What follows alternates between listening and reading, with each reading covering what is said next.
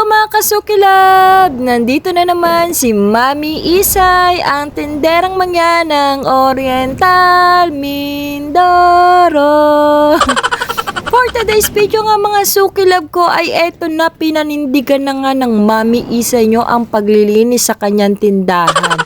Dahil nga nandyan kayo, talagang ganadong-ganado ang Mami Isay nyo. Siyempre, nagpapakitang gilas ang Mami Isay para naman talagang masabi nyo na, ay, masipag talaga si Mami Isay. Hindi lang pala kasungitan ang kanyang alam. Hindi, mga sukilab ko, talagang naglilinis ako dito sa amin tindahan. Yun nga lang mga sukilab ko, hindi ko naman kayang pagsabay-sabayin yun araw-araw.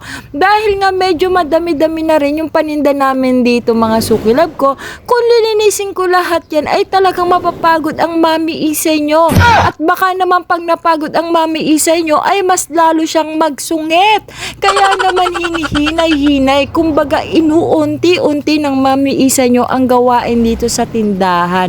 At yun nga, ito nga mga sukilab ko, napansin ko nga dito sa Cup Noodles Station namin, ay talagang medyo makapal na talaga yung alikabok at meron pang may sapot na nga ng gagamba, kaya talaga naisipan na ni Mami Isay na ito ang lilisin sa araw na ito.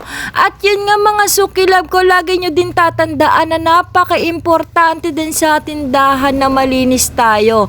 Hindi lang malinis sa bahay, hindi lang malinis sa tindahan, kundi dapat malinis din tayo sa ating mga paninda. Dahil mga sukilab ko, hindi rin maiiwasan na may mga customer na masiselan. Kahit gusto nila at kailangan nila yung bagay na yun, at pero kung nakita nila na madumi naman yung bibili nila, ay minsan ay hindi sila mapapabili. Kaya nga mga sukilab ko, napaka-importante po talaga na dapat malinis tayo lagi sa ating tindahan at ganun na din sa ating mga paninda. Dahil nga mga sukilab ko ay hindi natin maiiwasan na talagang magkaroon tayo ng customer na maselan.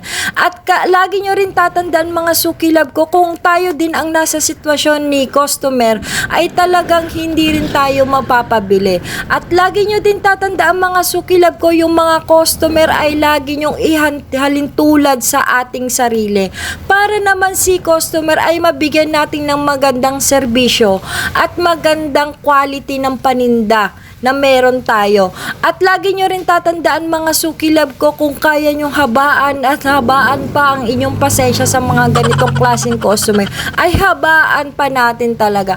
Pero yun nga lang mga sukilab ko, dito sa amin tindahan, talagang si Mami Isay ay maiksi lang talaga ang pasensya. Pero hindi naman sa lahat ng pagkakataon mga sukilab ko, yung mga ibang customer ko naman ay hindi naman sinusungitan ni Mami Isay. Doon lang nagsusungit si Mami Isay sa mga makukulit at mga pasaway na customer.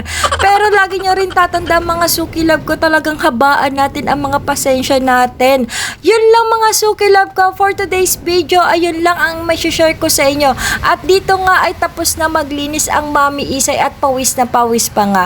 Thank you for watching mga sukilab ko. Sana hindi kayo magsawa. Bye-bye!